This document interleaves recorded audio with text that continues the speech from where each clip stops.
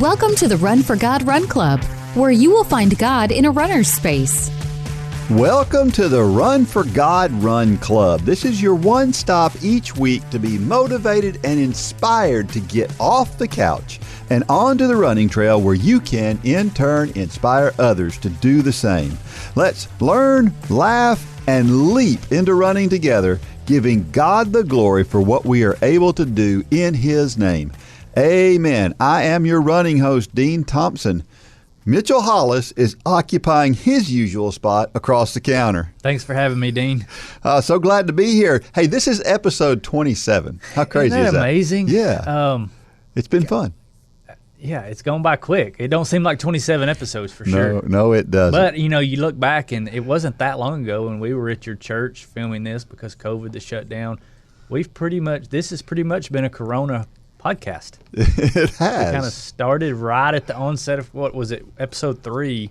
We weren't allowed to come here anymore. Yeah. Episode 1A, I think, was the coronavirus interruption episode. Yeah. So right. We'll never forget when we started this. Right. Exactly.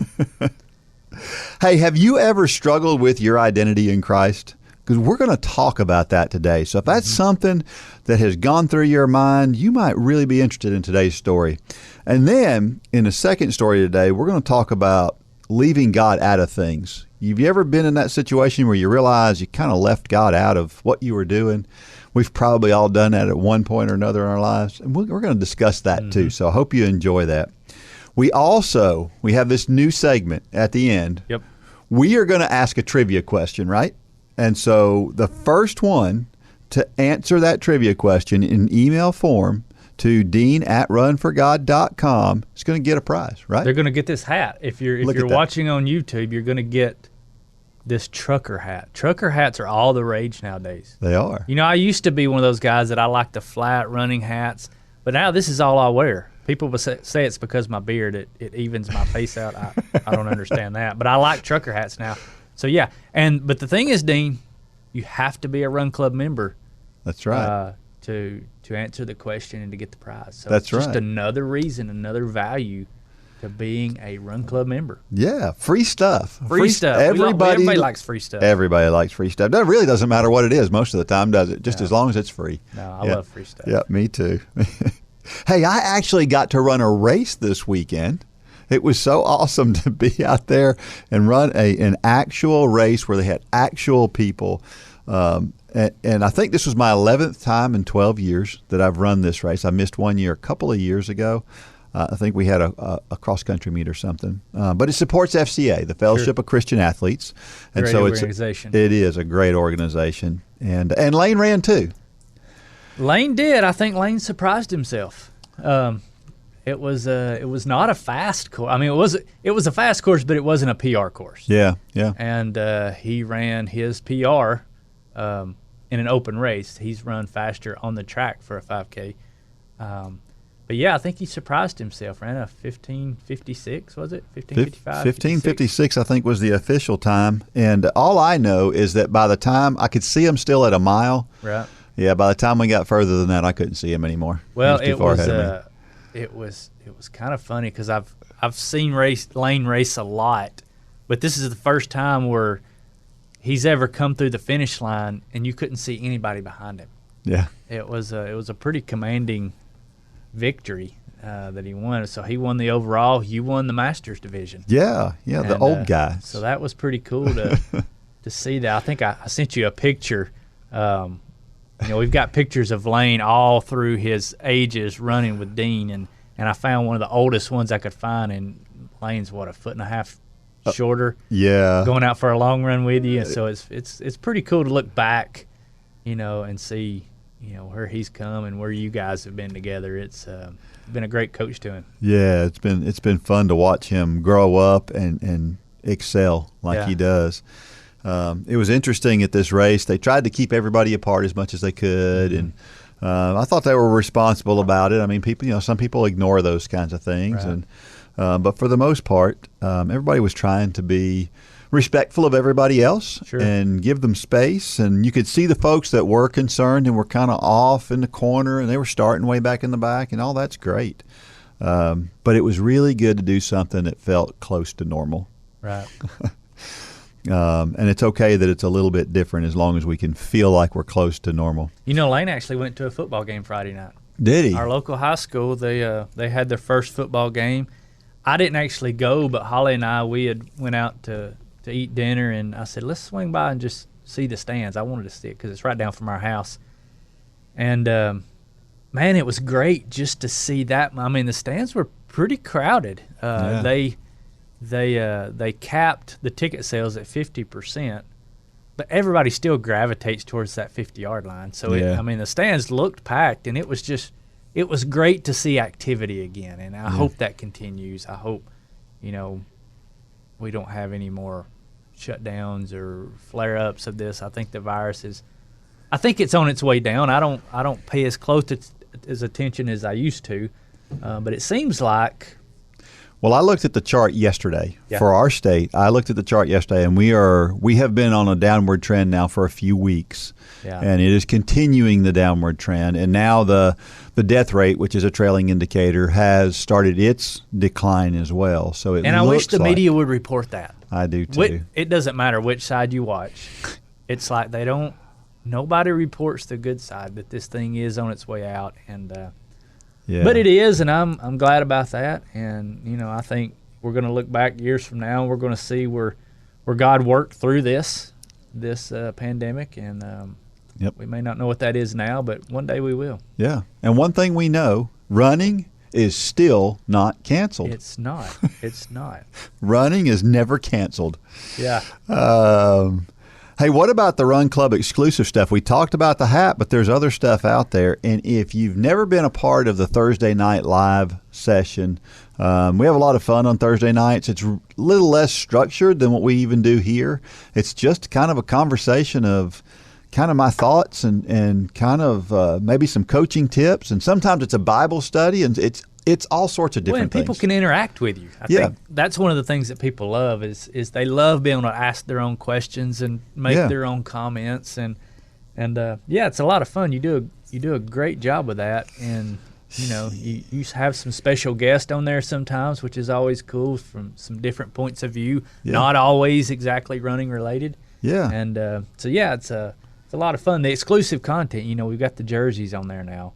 That you and Lane have wore for many years now, and we had a lot of people commenting saying we want that. So we opened that store up. That's actually not part of Run for God. That is a completely separate company that does that, but it's fully customized, sublimated apparel, and sublimated means it's not printed. It's actually the material is dyed. So when you see sticky on the front of the jersey, it's actually dyed in there, and you can actually feel it, which it's a great product. It's not the cheapest stuff in the world. It is a little bit pricey, but that's not something you go buy 10 of. You got Molly Wade up in New Hampshire, and she has hundreds, I think, Run for God shirts. This isn't really what that is. It's your one race jersey that you wear on occasions, but it's great quality. It is. So go out there and get yours if you haven't gotten one by now. I've been racing in mine now for like you said, for many years. It holds up pretty well. It's still like the day I bought it. And don't let people forget. We started this last week. If they want a peek inside of Run for God or Run Club, go to runforgodrunclub.com and use the code podcast, and you'll get 30 days free. You can look under the hood, see what we're all about, see if it's something you like. If it's not, cancel and no money lost. But still, we say it's 27 cents a day. How wrong can you go with 27 cents a day? So go to the website, use the code podcast, and you'll get 30 days free. Yeah, we feel like there's good value there. So we have something else that's coming up soon, the Run for God Ambassador Program, right, for folks who are Run Club members. Right. Yeah, and be looking for an email next week. By the time this airs, we'll be sending out an email next week, and that's going to have a little bit of competition to it as well. We are runners. We're wired for competition. That's right. But we're going to have an ambassador program for our Run Club members where you can win some really cool gear. You might even get to create your own playlist on J Radio that all your friends and people that don't even know you can come listen to. I still haven't got mine up. Yours may be up by now. Lane's is up. Holly's working on hers. But you can join us in creating your own playlist on J Radio, which we think is the world's greatest digital music platform there is. Absolutely. And talking about J Radio, of course, we're sponsored by them. And so, go check out J Radio. Social media? Nope. Grocery store tabloids? Nope. The newspaper? Not usually. The national news? Are you serious?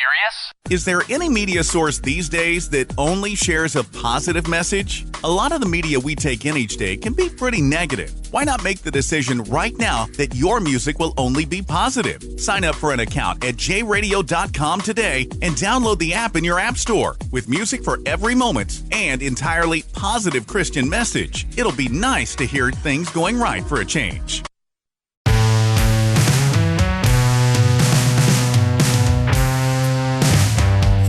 Please don't forget that you can send questions to me, Dean at runforgod.com. And you, whatever it is, if you've got a question about something, I'd love to try to help you if I can. And if I don't know the answer, a lot of times I can find it. So let me know how we can help you. If you've got ways that you think we can change what we do, something that we offer that might be nice. We've got this Strava group, and I don't know how many people tune into the Strava group. There's quite a few on there. But that Strava group was created because somebody suggested it. Right. It's just one suggestion, boom, Strava group created. Yeah, so if we can make it happen. We're going to make it happen. Absolutely. So check it out. Hey, and don't forget, too, that we'd love to hear your story. We're going to share a story this morning from somebody who is a Run for God coach and has taught many Run for God 5K Challenge classes. And this is her story. But you have a story, too, and we'd love to hear them. So go to the runforgod.com or runforgodrunclub.com web pages, and you can find a place to submit those stories. You can always send them directly to me, but we want to hear your story, and we want to share it. And remember, if you're a Run Club member, straight to the head of the line. So get your story out there. Do people know you as a runner, or do they know you as a child of God? Or maybe both? That's the question going into this week's story. It comes to us from Deborah Grove, who is from Oil City, Pennsylvania. And it's called Identity Crisis. I have not always been a runner. Actually, I didn't start running until the age of 48. My daughter had moved about 4 hours away. She had taken up running after she moved. Because her husband was called up for active duty and would be in Iraq for a year, she decided to move back to be close to family. To keep her company and to help her keep her mind off the loneliness many military spouses experienced, I decided I would try running with her. Not ever being athletic, I literally started by running to a phone pole, walking the next few, running to another one, and repeating this process. Soon I was able to run to every other phone pole, and eventually I ran a full mile without stopping. The following summer, my daughter and I decided to do what we called the 5K circuit. We ran 5K races all over the area. She usually placed in her age group, and I managed to finish the races. Now, 10 years later, I have run a multitude of 5Ks, 10Ks, 5-milers, and half marathons, as well as 5 full marathons. In many races, I don't just finish them, I even place in my age group. To share my love for running, I have spent the last 6 summers leading a Run for God 5K challenge group. I also lead a Christian running group. I can now comfortably say I am a runner, and people who know me identify me that way. I didn't think much about my identity as a runner until I spent a few hours with a friend of mine. We were discussing blood pressure and pulse, and I mentioned that mine were low because, well, I'm a runner. We discussed feet, and I said that mine are ugly because, well, I'm a runner. I guess I used this phrase a few more times because he mentioned that he liked how I identified myself as a runner. The next day, I found myself feeling convicted. Why don't I identify myself as a Christian the same way I identify myself as a runner? Why am I not wearing out Bibles the way I'm wearing out running shoes?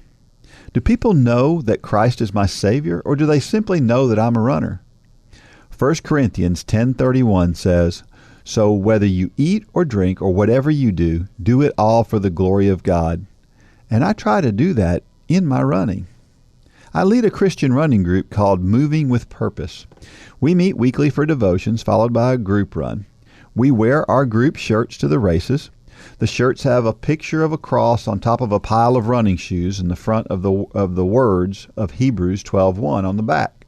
Let us run with endurance the race that God has set before us. Yet even when wearing my shirt, I talk about running, not about Christ. Matthew 12:36 is very clear about what I should be talking about. But I tell you that everyone will have to give account on the day of judgment for every empty word they have spoken.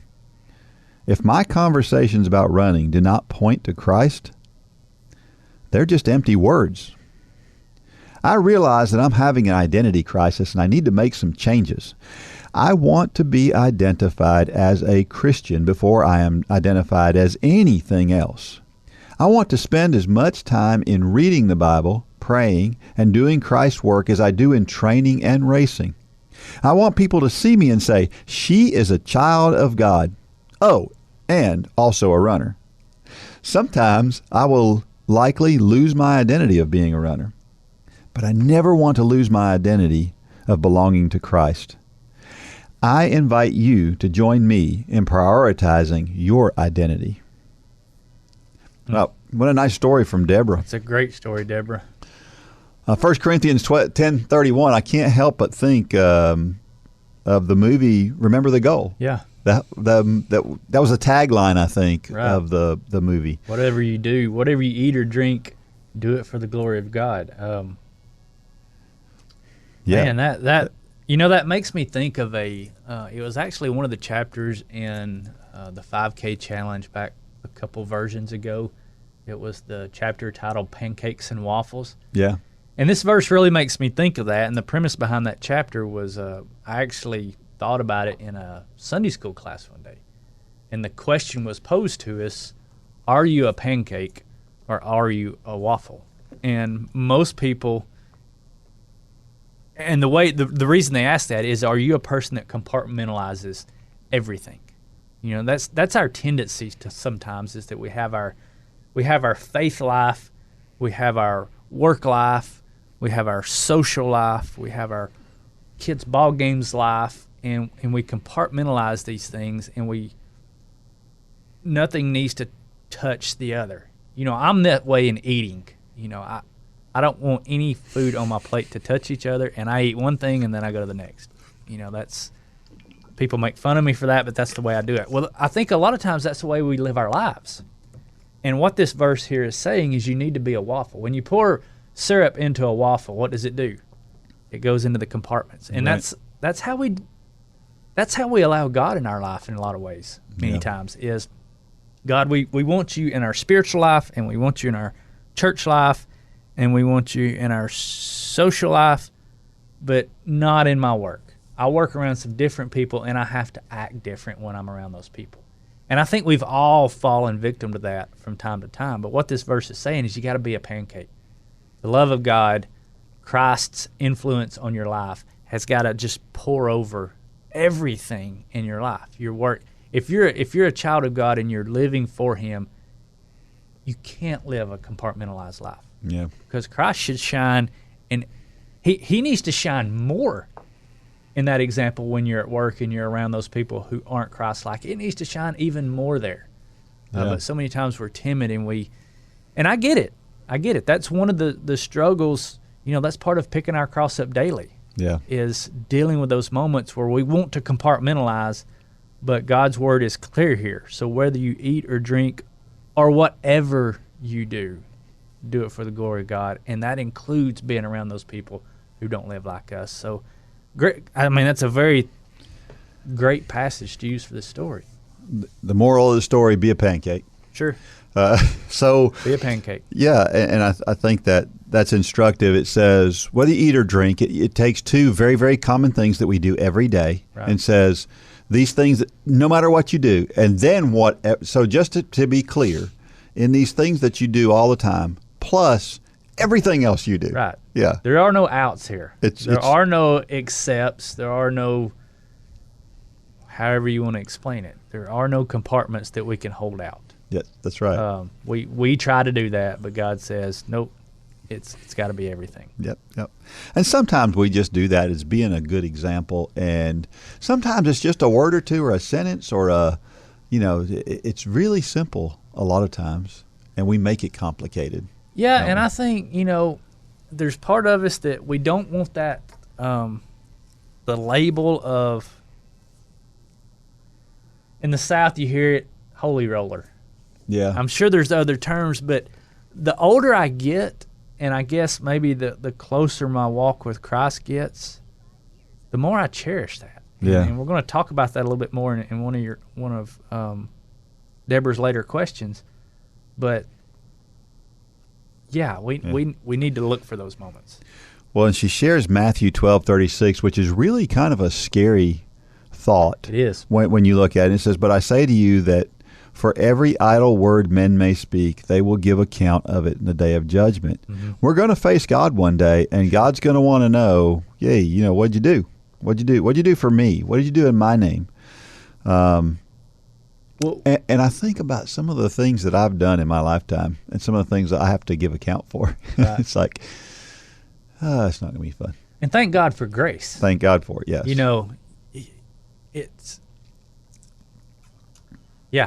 God for grace. I mean, we could get into that. You can't add any more to that. But, not only are we going to give an account for our actions, but and it doesn't come right out and say this, but you know from other scriptures that we're also going to give an account for our inactions. And those can be even scarier than our actions, because a lot of times our actions might affect us, but many times our inaction affects others. It's that person that God lays on your heart.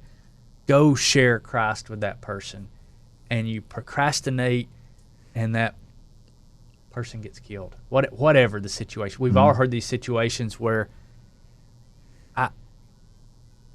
I think I'm more worried about my list of inactions than I am my actions. Yeah, because it talks about idle words, and idle words are when you're focusing on anything else. Sure. It's idle words, right? And those things are important. I mean, those other conversations are important, but did we take care of the important conversation first, right? So, and the third scripture passage, of course, at Run for God, we're very familiar with Hebrews 12:1. Therefore, we also, since we are surrounded by so great a cloud of witnesses, let us lay aside every weight and the sin which so easily ensnares us, and let us run with endurance the race that is set before us.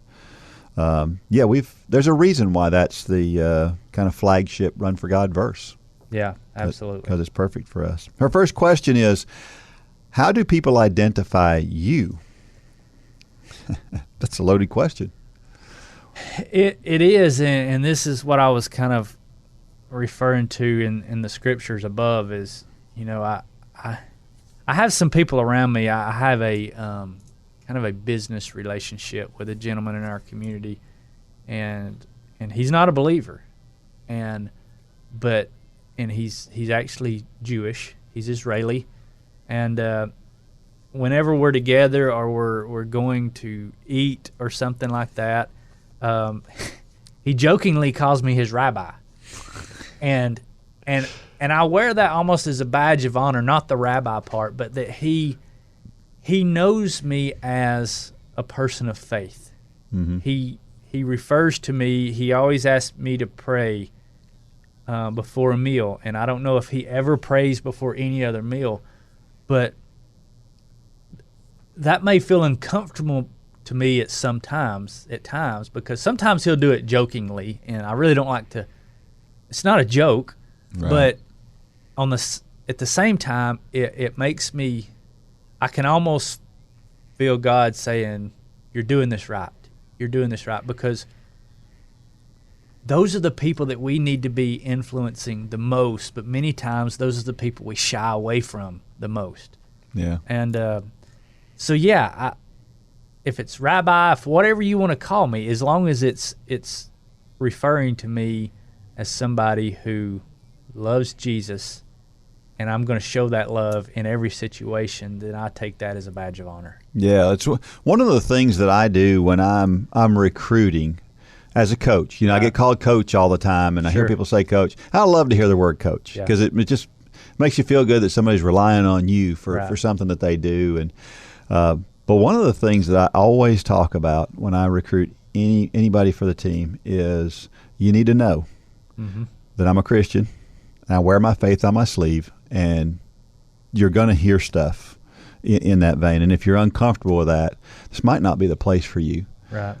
Not because I don't want them there, but because I want them to understand that those are some of the words they're going to hear. Not all the time. I don't preach to any of them. Right. But when I have the opportunity to use an example out of the Bible, then I'm going to use that example. But society will tell us we need to be a waffle there.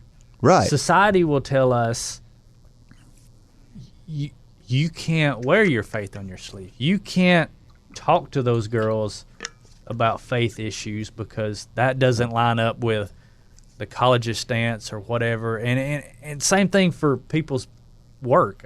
We're so blessed to do the work that we do because we talk about it all day long, but there's so many corporate settings out there where the corporations will say, you can't say that. You can't talk to people about those things. And those are the pivotal moments where we have to make decisions. And they're hard decisions sometimes.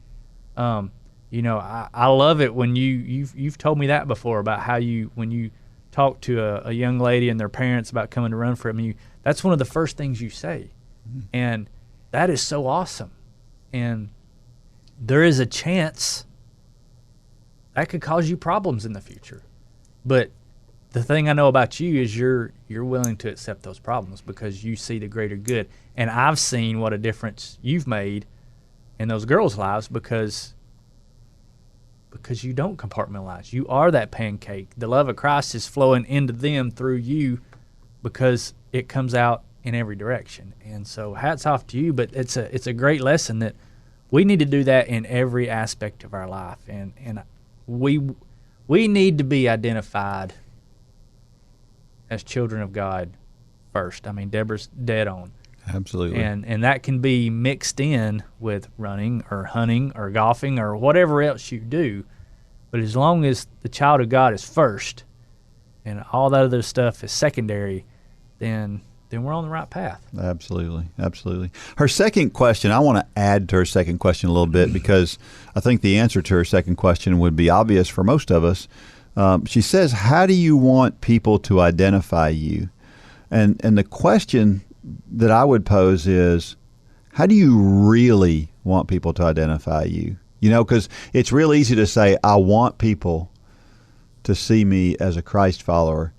But you just mentioned, are you willing to accept sometimes the consequences of being a Christ follower can be not great? Right. And are you willing to accept those consequences? Because if you're not, that's not a good direction to focus yourself. But now, by the same token, I see folks that are really conflicted. And so I want to talk to those folks, too, that are out there who maybe they've got a job where it is heavily frowned upon. Right. And they have to feed their family. Mm-hmm. And there are times when it's hard. Mm-hmm. And so please don't hear either one of us say, we think that, by gosh, you ought to be saying this, this, and this, because if you don't, then you're not a Christ follower. That's not it. It's hard for some of you out there. And I think for me, when I answer this question, I used the word, I tried to put a word with it, and I said thoughtful. I want people to identify me as a thoughtful follower of Christ because sometimes I'm not real thoughtful. My wife tells me that. Sometimes I think she's too thoughtful. When I say that out loud, that doesn't sound right. I think we talked about that last week. We all prefer her, just so you know. As you should. But I guess I want my default. I want people to know me that my default is Jesus. And this kind of gets into your story. You talk about leaving God out of things. And if our default is Jesus, then we can't go wrong. Things might go bad, but we can't go wrong if our default is Jesus. So if you're if you're questioning, do I say that or don't I say that? If the default mechanism in your psyche is Jesus, you can't go wrong with that. And sometimes that is not my default. I'm just going to admit it. And I want that. I think the closer we grow in our walk with Christ, the more that becomes a default. Yeah, I think it's a sliding scale. You start out maybe 10% of the time that is your default, and then it's 20%, and then it's 30%, and you that's get better at it as we go. Yeah, we understand the further we go along how bad of a sinner we are. You know, I was at a men's Bible study the other night, and I don't have all the scriptures. He had them all lined up, but he talked about Paul, and he said when Paul first had his conversion, when Paul would talk to people, he would describe himself as a sinner. But later in Paul's life, when he talked to people, he called himself the worst of all sinners. Wow. And it slid. The closer he got to Christ, the more he realized how bad of a sinner he was and how much he needed Christ. So it's kind of you'll have to look the verses That's up, but it's true that early in his conversion, after the road to Damascus, he called himself a sinner.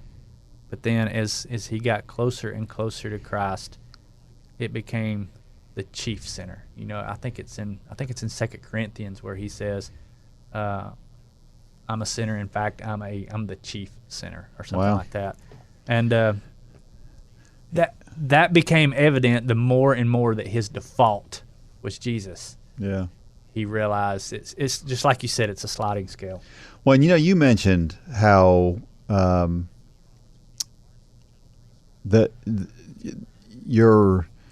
think about David. I think about David and how you mentioned things don't always go right. Things aren't always perfect. Even when Jesus is your default, things are going to not always go well. And I think about David, who God said was a man after God's own heart, right? Mm-hmm. So David was close to God, but he did some terrible, terrible things. Sure. And so we're all guilty. We're all guilty of those things. But David was clearly focused in the right direction. Exactly. So question 3 is, if they are not the same, what can you do to make that change? In other words, if how people identify you and how you want to be identified are different, what can you do to make that change? I think that's a daily walk. Mm-hmm. And the key, it's just like we say it all the time about training. Mm-hmm. You can have the best training plan in the world. You can have the best coach in the world. You can have the best equipment, running gear, everything in the world. But you're never going to be fast without consistency. That's it. We have the best training plan in the world at our fingertips, and it's the Word of God. Yeah. We have the best coach that we can talk to daily, and it's prayer to God. We have all the tools necessary, but if we never open the training plan and we never talk to the coach, we're never going to be a fast runner. Yep. And these two questions are never going to line up if we never open the Bible and we never talk to God. And, I'm just as guilty as anybody. I have my quiet time every morning. I say every morning, but there are weeks when I miss a few days. There's been times where I've missed a week before, and boy, I can tell it. It's just like if you miss a week of running and then you go out and try to run your normal paces, you're going to feel it, aren't you? Yeah. And it's no different than our walk with Christ. When you get to the point where you realize you need that time and you're putting in that time, then just a little gap, whether it's a vacation or whatever the excuses we use sometimes for not having that quiet time, man, it becomes very evident that we've missed that time. And that's a good feeling, though. Yeah. Sometimes getting that conviction of, sorry, God, I didn't talk to you this week. And you feel that conviction. You feel that sorrow. You feel that spiritual loss of fitness. Yeah. Because daily time with God keeps you sharp. Yeah. What a spectacular analogy there. There is power in people's stories. It's a challenging time. What do you do when everything you believe about God is being tested and God doesn't look like the good father that he says he does? You've got layers and layers and layers of hate in your heart. It takes God to clean it out. Your story can help encourage others around the country, just like these stories have. You can walk through a simple process of sharing your story with the Big Share app. Download the Big Share app in your app store to start sharing hope with others.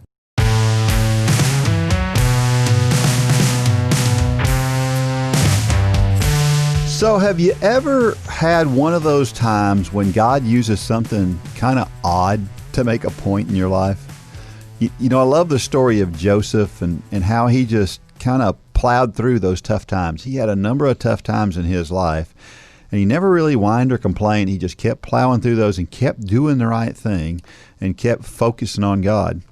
And God had big plans for him to help his own family, and he had no idea. You know, at the time, he's just doing what's right. Had no idea that what was going to happen actually happened in the end of his story. And the very family that caused all the problems to start with, all of his problems, he was able to help and save in the end. I just think it's a great story. And I had a much more minor thing happen this week that I wanted to share about. And so I want to share that through Dean's Thoughts, which, as you know, is a time when I share something that I've written about the intersection between running and faith. And this week it's called, I Left God Out Today. Sometimes when I write, I get a general idea of what I want to write about, put it down on paper, and then come back to it later. Sometimes I abandon the process because of time. Others, it's simply that I don't have all my thoughts together about the subject and how I want to express it. Sometimes I'll even write most of it, but then I can feel my brain stall out and I don't quite finish. Of course, I'll come back later to complete the story. You know how you can try to think of an answer to a question, but you just can't think about it? And then later, it just comes easy? Yeah, that's how writing is for me often. I had written a story and was mostly done, but I had not used it because I wasn't satisfied with its current state. When I went back to it, there was a sentence that didn't make any sense. I read it a second time. Nope, no better. So I gathered my senses, really focused, and read it a third time. Well, there it was. I realized what I had done. I had left God out. I literally left the word God out of the sentence. Wow. I was disappointed in myself. But it illustrated a point beautifully. I looked at that sentence and realized that it was a metaphor for life. It was an illustration of how leaving God out of anything causes confusion. When God is not in the sentence, things don't make sense. What I love the most about the situation is how God took something that seemed embarrassing to me and turned it around to show me something really cool. What a blessing. When we struggle, it just doesn't make sense sometimes. A year before the writing of these words, I ran a 5K race a full minute slower than I ran the same race yesterday. I did not understand a year ago why I was so much slower than I had run in a very long time. But when I fast forward to today, I realize that I appreciate yesterday's race even more in light of last year's race. Maybe God was just trying to help me appreciate the gift He has given me. We all have those times when we struggle. It might be running, but it might be something else entirely. If there is one thing I have learned as a Christian, it's that God will reveal His purpose eventually. It may not be when we want, but it will come. The question is, will we realize it when He reveals it? When Joshua was marching around Jericho, it seemed pointless. I'm sure there were blisters and a lot of questions. Why in the world do we need to do all of this extra work? Why couldn't God just level the city? He could have done just that. But He didn't. He wanted obedience and a true belief in what was to take place. In the end, it was spectacular as the walls came down. But they had to endure. What would have happened if they didn't continue to believe? What would have happened had they not done what God asked them to do? Thankfully, we will never know. But here's the question. Are you wondering why God has you in the predicament you're in today? It may be that God just hasn't given you the answer at this point, and he just wants you to keep marching. But the follow-up question is even more critical. Are you leaving God out of the sentence? Has he already let you know why you're going through the struggle, but you can't understand because you left him out? Don't worry, we're all guilty. But God's grace allows us to come back and see it after we take the time to read it again. I left God out today, but he forgave me and even used it for his glory. It's a great story, Dean.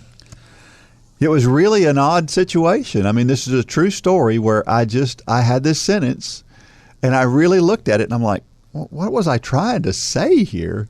And that was literally the one word I had left out. Yeah, and I mean, like you said, it's a metaphor for life because life doesn't make sense without God. Yeah. Our society spends billions and billions of dollars trying to make it make sense, trying to fill that hole in everybody's spirit that can only be filled by God. Just like that sentence, no other word would have worked in that place. Mm-hmm. No other word.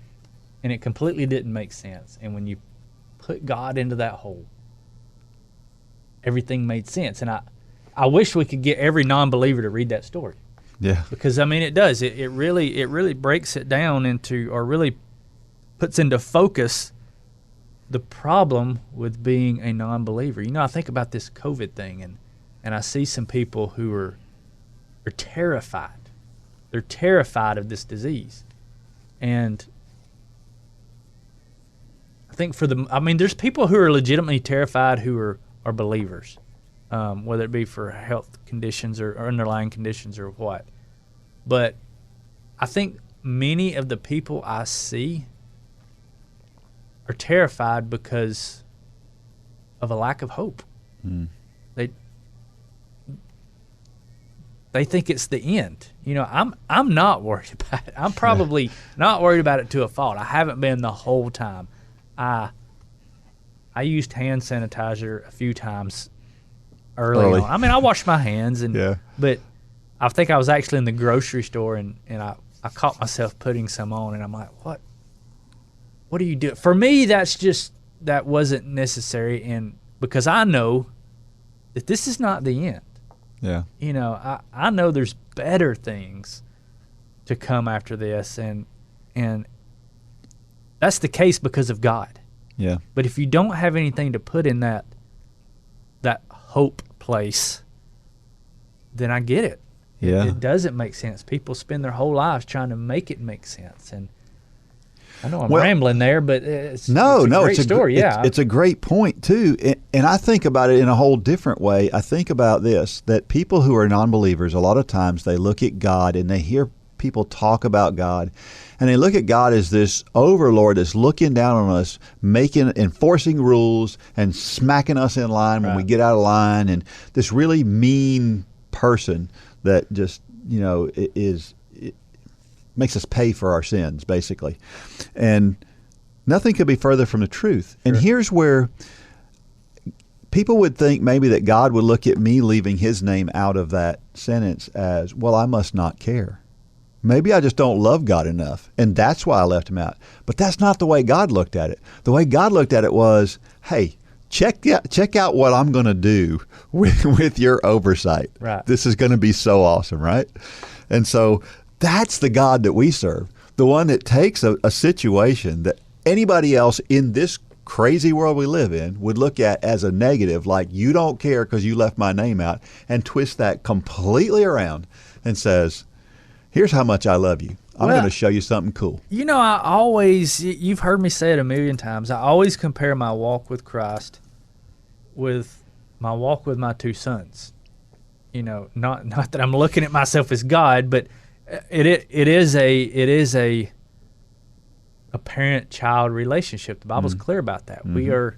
We are children of God. And how many times as parents have we seen our kids doing something that we know is going to hurt, or we know is going to cause pain, or we know is going to they're going to look at it and say, "Oh, I shouldn't have done that."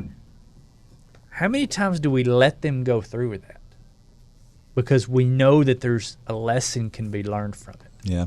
And I do it all the time. I mean, I've got a 14 and a 17-year-old right now, so they're constantly making boneheaded decisions. And there's a lot of times where I could stop that. I could say, nope, stop, don't do that. I don't. Yeah. And I've learned to do that more and more because I know that there's going to be the opportunity after whatever is done happens. Now, if it's something like wrecking a vehicle or getting very, injured, then I'm going to step in. But if it's something simple like, failure to plan or whatever, I know there's going to be an opportunity, usually later that night when we're all sitting on our bed, and I make the comment, "Hey, what you did today, have you ever thought about this?" When I could have stopped it, but many times shielding our kids from adversity and pain and struggle is a bad thing. Yeah. And it's no different with us. Yeah. God is going to let us get ourselves in predicaments sometimes. God can absolutely step in. God could have knocked the walls of Jericho down in a heartbeat. But he had to create a lesson there for those people, and it was the lesson of, where are you putting your faith? I've told you to do this. And if you don't do this, then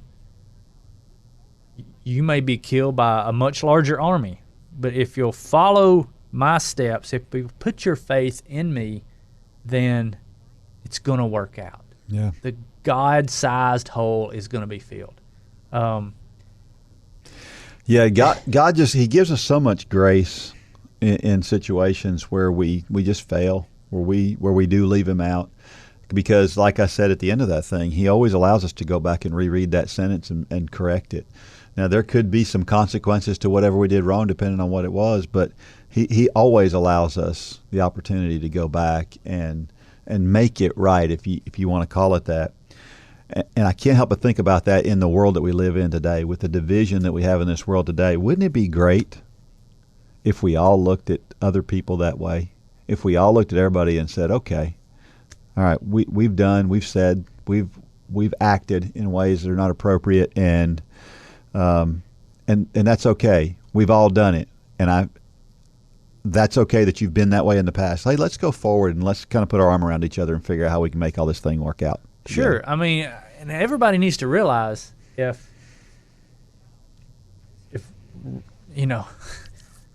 I keep saying I don't see how people run for political office these days, because our political climate is, if you've ever done anything wrong in your past, that disqualifies you from being in political office. Well, if that's the case, then we just need to disband all political civilization, because we've all messed up. You mentioned David a while ago. David had about as bad a mess-ups as you could have. Adultery, murder, deceitfulness. I mean, he had it all. But God used him. Paul. Yeah. Paul had, crucified, persecuted, hated Christians. And Paul used him mightily. But it's all about having that line, that date on which you say, that was my past. Jesus, I accept you as my personal Lord and Savior. And when you turn the page, now having sin in your past doesn't get you out of consequences. So many times there are consequences for our sin, but there's still the grace of God that will forgive those. Yeah. Forgiveness doesn't mean you might not have to pay for your sins. If you kill somebody in today's age and you accept Christ in jail, well, you're not getting out of jail. Right. You're going to have to pay the price for those sins. But thank God that there is grace that forgives those sins and allows us to spend eternity with Jesus Christ. And the Bible is clear that it tells us that's how we are to forgive. We are to forgive like he forgives. Sure. And so oftentimes I see people that they say something, and a lot of times in politics, it's like you get one side that's offended with the other side, and it can be either side. They get offended with the other side because of something somebody said. And that thing that they said or that they did can be interpreted more than one way. And so the first thing we do, though, is we on one side we interpret it the negative way, and then the other side interprets it the positive way, and then we fight about it. It's like, why can't we just assume that everything everybody says is with the best intentions, and let's move forward with that. Right. And then if it is the worst intentions and that's how it winds up, then all right, that's bad. But at least we gave somebody the benefit of the doubt. We don't give anybody the benefit of the doubt No, anymore. we don't. And you see it. I shouldn't say you see it in younger people. You see it in all age groups. But talking to a young lady the other day, high school age girl, and I had seen that her and one of her best friends were. I noticed that they weren't even talking. They weren't even looking at each other. These are two girls that are friends of my son, Lane. And so I kind of dug in on Lane. I said, what's going on with these two girls? It's obvious they're not talking. They're both believers, to my knowledge, but they're just not talking. And he told me, and it was some high school drama. And so I went up to one of the girls and I said, what is the hardest thing about being a Christian many times? And she just that quick, she said, witnessing. I said, yeah, that's up there. I said, but many times the hardest thing to do as a Christian is forgive. Mm-hmm. And that's all I said. And it's like you could just, she got it immediately. And I think you actually had a conversation with the other girl. Next day. Kind of the same conversation. And within 2 or 3 days, they're back to posting pictures of each other and great friends. Yeah. But we can say that that's high school drama, but that's life. I mean, it is. Many times forgiveness is the hardest thing we can do as a Christian, even above witnessing. But man, what a picture of the grace of Jesus Christ when we extend that same grace. Yeah. It's very hard. It's very hard to say you're a Christian. The Bible's clear about it.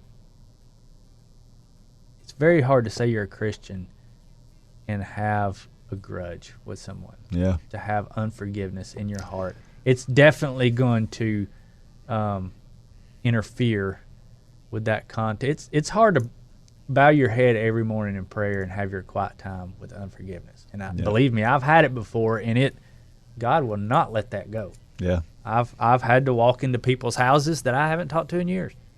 This has been years ago, and say, look, I'm sorry. I forgive you, whatever it is. Either I'm asking forgiveness or I'm extending forgiveness.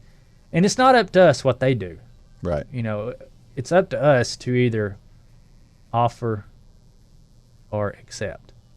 And the Bible doesn't say that they have to apologize for us to forgive them. That's something that I think we get wrong. Like, well, if they'll apologize to me, no, that's not what it says. The wrong heart. Yeah. Right there. I remember a preacher one time, and this is the way he said it, and I think I've said this on this podcast before, but it bears repeating. You have to forgive everybody, every time, for everything they have ever done against you. Sure. That's simple.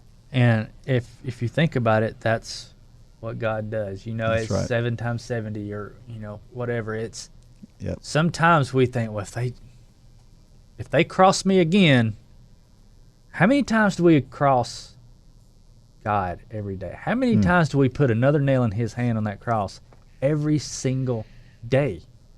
Yeah. You and I are in ministry, and I fail him every single day. And you're right. Every time for everything, how many ever times it takes. That's right. I don't know how we got off on that tangent, but it's true. I mean, it's a great conversation. Yep. If you haven't become a Run for God coach yet, well, what are you waiting for? If you've ever participated in any sport, you've probably met a great coach. Great coaches inspire us to do more than we ever thought possible. You can be the leader that helps others achieve things they never thought possible. You have the ability and the opportunity to be that person. All you need is a heart to help people and the ability to follow a plan. The Run for God 5K Challenge will come ready to help you inspire those around you. The step-by-step guide will direct you how to plan, pray, and train people both physically and spiritually. You can help them become more fit in their health and in their walk with Christ. Share your passion. Go to runforgod.com to find out how to inspire others to accomplish big things.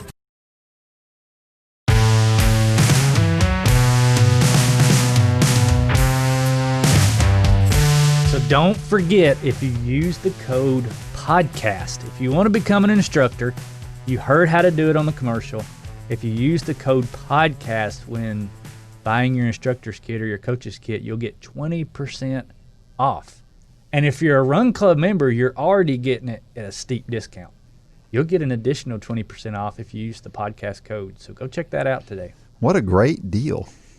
Hey, recently I've noticed that I saw a podcast the other day. I haven't listened to it yet, but I'm going to go back and listen to it. But I have noticed that there's a lot of world record attempts lately. Have you seen that out in the running world? Yeah, people have nothing else to do during COVID, so why not break a world record? So they take the best runners from an area or from the world, and they go, let's put them together and let's just try to do this thing. Yeah. I think that's fantastic. I do too. What's interesting is that you would think that people wouldn't be as sharp because they haven't been racing, right? We think that we need to race a lot to stay sharp, but this is proving just the opposite. Mm-hmm. That the more training and the less interruption to training you get by all the races may actually be better. Yeah, I mean, every year when we write the training plan for the triathletes, we struggle with that because they've got 8 or 9 races during the year, and we need a good 4-week block. Our training blocks come in 4 weeks, 3 on, 1 off. And when you start to get into the summer and racing season, it's hard very rarely do you get those full 4-week blocks because you've got races stuck in there. So, yeah, I think, for our group especially, it's just been big training blocks back to back to back to back. And the results are showing. I mean, we saw it with Lane this past weekend. Yeah. He ran the best race he's ever ran, but he hadn't raced in weeks. And, I mean, besides the 2 triathlons he did, he hadn't raced in months. But, yeah, it really fine-tunes your focus. It does. It does. So we promised you at the beginning of the podcast that we were going to ask a trivia question. Yep. And we're going to ask that trivia question right now. And this is the trivia. Talk about all this record stuff and attempts to do crazy things or big impressive things. We're going to ask about one of the biggest running related attempts ever, and that was the 4-minute mile. Mm-hmm. I'll tell you what, let's do this. Who was the first person to break the 4-minute mile? What was his time, and on what date was it? Wow, you're getting specific there. Yeah, I figure people have Google. And now let's go over the rules again. You've got to be a Run Club member. That's right. To win. Yep. And you have to email dean@runforgod.com with the answer. The first email you get with the correct answer and they're a Run Club member is going to win this incredible Run for God Truckers hat. That's a cool hat. I wear this hat, not this exact hat. That would be gross. This is a brand new one. But I wear this hat almost every day, and I love it. Yeah. And so, who is the first person to break the 4-minute mile? The name, the time, the date. The date. Name, time, See, and I date. know the name, but I don't know the other two. I'd have to go look that up. I know about when it was. I think I know the date. I know the time. It was in the 60s, wasn't it? No, it was not. When was it? Well, we don't need to give that away. Yeah. I was thinking the 60s, but no, you're going to have to go. It was before that. You're going to have to go way back. Yeah. But we're going to try to do this every week. I'm going to bring a product every week, and we're going to give it away. So that's going to entice you guys to listen to the whole story.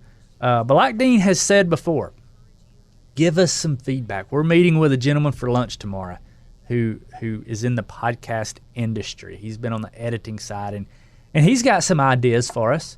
We love constructive criticism. Mm-hmm. We know we're not the smartest, we're not the sharpest tool in the drawer.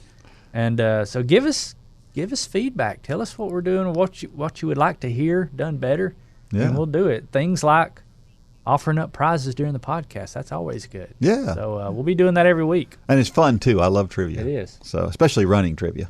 I had a coach when I was in high school who one time passed out this 2 sheets of paper that had one trivia, all running-related trivia. And I remember, back then we didn't have Google. And so you had to go find these answers. And some of them were extreme. As a matter of fact, there was one question that nobody got. Absolutely nobody got the answer. And it was a question, well, maybe I'll tell you what, I'm going to hold that one You're close going to to the write that one vest. down, aren't you? Yeah, I'm going to hold that one because that one, now that you can Google, you might be able to figure it out a lot faster. But back then, we couldn't figure it out. So spent a lot of time in the library trying to find it too. And we all wound up with the same answer, and it was wrong for everybody because we all just copied off each other. Because we were like, I can't find this one. Can you find this one? Nobody could find Everybody's looking at everybody's paper. it. Yeah. So every week we share a reason why running is so awesome. And because of this particular week and the fact I was able to do something fun this week, it's races. There's nothing quite like a race. There's nothing like seeing people that you love to talk with. I've got friends that are they're my running friends that I see. Weekend friends. Yeah, I see them at races, and my goodness, this weekend it was so neat to see some of the people I haven't seen in months and months and months. So races are great, and it makes running even more awesome. The competition, the discussion of the competition after the competition is always fun. But you've always got that one guy. You've always got that one guy. Well, my stomach was hurting today, or and I love to talk to that guy. Yeah. I had there was one of those guys this week. Yeah. And and so that's always interesting. It's fun to talk about the battle. I was trying to help a friend of mine who is 61 years old break a state record in the 5K, and it was clear early that he wasn't gonna. I actually ran the time he needed to run, and he was nowhere near me at the finish line, so he just didn't have the legs this week. But maybe next time. Mm-hmm. Our motivational thought of the week. And I was reminded of this quote recently, and it's really just kind of running related, but I thought this was a really amusing quote. And if you haven't seen the movie McFarland USA, you need to check that movie out. It is not a Christian movie, but it is a running movie, and it's a really, really neat story. And so you got this team, and if you can picture it, you got a team who they're a bunch of Hispanic guys that they don't have a lot of stuff. They're in a poor neighborhood, and this coach just kind of pulls them together and kind of cobbles together a really good team. And the guys obviously have talent, but they don't have all the stuff that a lot of the other schools do. So they're standing on the starting line next to one of these private schools. And the guy looks over at the guy from the other team and says, "You play golf?" And the guy says, "Yeah." And the guy says, "This ain't golf." Well, the guy says it arrogantly. It was a shot at him for being, the private school. Nothing against private schools, but it was funny. And then he commenced to dust the guy. Yeah. And, so yes, I just love that. No offense to any golfers out there. No. But golf is a whole different sport, and it takes a whole different mindset. You got to have some patience for golf. I used to be a golfer. Yeah. I used to be almost a scratch golfer. Yeah. In high school, and I realized I just did. I almost got to the point where I was that guy who was throwing his clubs. I never did it, but I caught myself because it's the better you get at golf, the harder you are on yourself. I guess it's that way with any sport. Yeah. But that can become very toxic on the golf course. And I quit. Well, maybe one day I'll tell the story about how I have thrown a golf club on the golf course. Ooh. Maybe one of these days I'll tell the story about why I stopped throwing golf clubs on the golf course. Got expensive. No, that wasn't it. Well, that's one of the reasons. It would get expensive. Yeah. Those clubs aren't cheap. Well, here's what happened, okay? So I actually witnessed somebody else have a meltdown on the golf course. Oh, yeah. And I told that person afterwards, I said, "I so appreciate you doing that because I'm never going to throw a club ever again because that looked really silly." And to this day, since that day, I've never thrown a club. I saw a guy throw his whole golf bag in the lake. And guess what happened 5 minutes later? He went back in to get it. He had to go get it. So you're right. It's once you see somebody else do it, you learn how ridiculous I look. So. That's absolutely true. Anyway, people doubt what they can do. We see it in Run for God classes all the time. This McFarland guy, people are realizing that ordinary people can do extraordinary things if you just put your mind to it. Be consistent, like we talked about earlier. Sure. So if you are not a part of Run Club, but you happened upon this podcast, we hope that you'll become a Run Club member. We've talked about some exclusive things just in this podcast that are available to Run Club members, and there's so much out there, and it is cheap. It's 27 cents a day, and we need you. Yep. I can't say that enough. This ministry needs you to join Run Club because it allows us to do what we get up every day trying to figure out how to do, and that's to reach the world of runners with the love of Jesus Christ. Yep. That is our end game. So you can look at it as a club that you get incredible content. You got on here over 130 videos now are on there. Or you can look at it as you supporting a ministry. This is your donation to a ministry that is actively seeking to reach a lost and dying world with the gospel of Jesus Christ. So we need you. Yes, you want to be a part of that too. Sure. Because if you're a Run Club member, then whatever you do, you're part of that. You're part of that reaching people for Christ. So we talk about getting out there and witnessing, but we also talk about doing things in a much more benign way. Sometimes it's the way that you carry yourself. Sometimes it's just a word. Sometimes, I'm a town councilman in my town. And every time that we start a meeting, they ask me to pray. That's a big honor to be the person who's asked to do that. And so last week, the mayor called me the town chaplain. And of course, I'm far from that. At least it's chaplain and not rabbi. That's a good point. Yeah. But you're being called regardless, and that's what's important. Right. And sometimes it's just in the little things. Sure. And a little thing that you can do excuse me, is to support the Run for God Run Club. Sure. So go out there and give us reviews on all the platforms that we're on, whatever you choose to listen to us on. Let us know how we're doing.